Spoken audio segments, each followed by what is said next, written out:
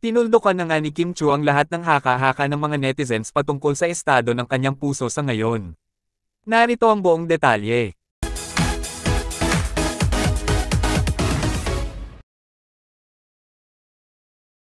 Sa naganap nga na recent episode ng It's Showtime, ay si Darren Espanto mismo at ang mga hosts, ay di umano'y nilaglag na ang totoong estado ng puso ni Kim Chu sa ngayon. Sapagkat matapos nga nitong mag-promote ng kanilang event sa Dubai, kasama si Paolo Avellino, ay inulan nga ng tukso at pasagi-hangin ang mga hosts ng It's Showtime patungkol sa nakakakilig at masayang pangyayari sa pagitan nina Paolo Avellino at Kim Chu. Sobrang halata na nga daw talaga ang Kim Pao. At hindi nga din ito nakaligtas sa mga mata ng Kim Pao fans and supporters, na labis na kinilig sa mga pangyayaring ito.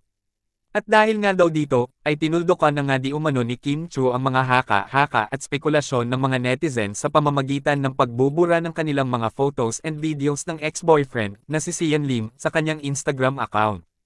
Na ang bukod tanging naiwan na nga lamang daw na photos nilang dalawa, ay ang post kung saan nagbigay siya ng statement patungkol sa breakup nila.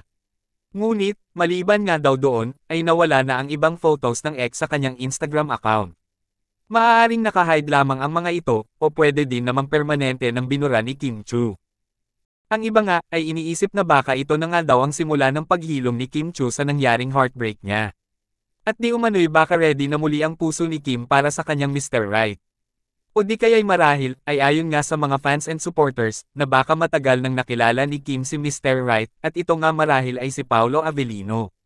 At nag-aantay lang ito na maging ready upang maipakilala sa madlang people. At baka ito na nga daw ang pagkakataon na isapubliko nila kung ano man ang totoong estado ng kanilang relasyon.